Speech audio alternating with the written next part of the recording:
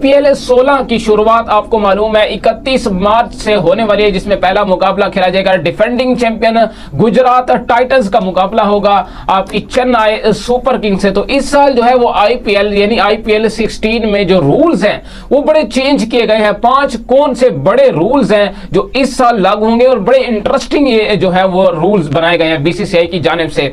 तो उससे पहले वीडियो को लाइक करें, चैनल को सब्सक्राइब करें। तो पहले रूल की तरफ मैं बढ़ता हूं, इसका नाम है स्लो ओवर रेट। ये आपको मालूम है, ये पहली मर्तबा आपको मालूम है ये BCCI जो है वो इंट्रोड्यूस कराने जा रहा है। ये ऐसा यानी स्लो ओवर रेट की वजह से अगर आपने एक मुकर्रर टाइम के मुताबिक ओवर्स नहीं कराई, ये पहला रूल ऐसे हुआ करता था कि जी आप जो है वो जितने भी ओवर्स हैं वो अगर अपने टाइम के मुताबिक नहीं करते तो आप पे पैसे की पेनल्टी लगा करती थी, यानी इनकम की पेनल्टी जो है वो आप पर हुआ करती थी, मैच फीस काटी जाती थी। लेकिन अब ये ऐसा नहीं होगा, मैच के अंदर ही आपको पेनल्टी पड़ेगी।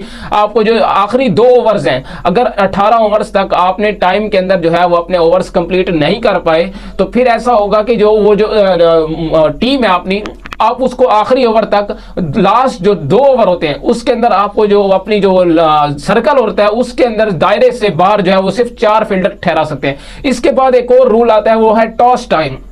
यानी पहले ऐसा होता था कि जो टॉस टाइम तक आप प्लेइंग 11 डिसाइड कर लेते थे, अब ऐसा बिल्कुल भी नहीं होगा। आप टॉस टाइम से बाद में भी यानी आप दूसरी टीम को देखकर भी और टॉस की कंडीशन को देखकर भी आप जो है वो प्लेइंग 11 बता सकते हैं, प्लेइंग 11 में चेंजेस कर सकते हैं। और इसी तरह का तीसरा रूल जो है वो बड़ा इंटरेस्टिंग है।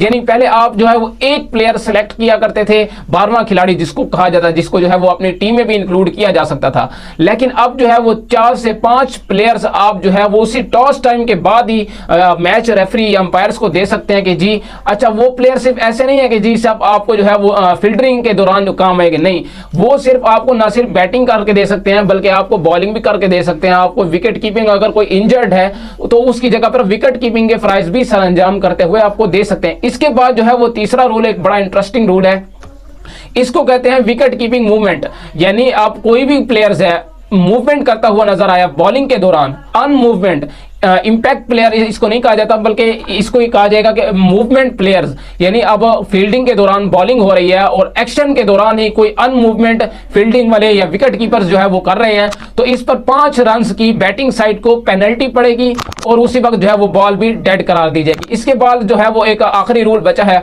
और वो है वाइड बॉल और नो बॉल के ऊपर। ये रूल ऐसा होगा क्योंकि आपको मालूम है काफी ज्यादा जो है वो BCCI चेंजेस करता रहता है IPL के अंदर, तो ये नो बॉल और वाइड बॉल वाला जो रूल है ये बड़ा इंटरेस्टिंग सा रूल है।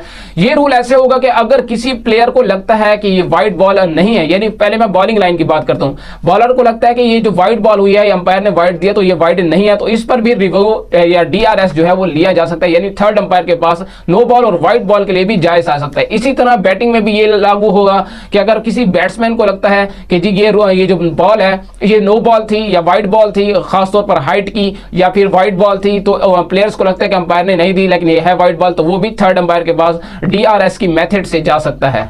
तो ये थे 5 बड़े इंटरेस्टिंग रूल जो इस वक्त जो है वो इस बार लागू होंगे IPL 16 के अंदर।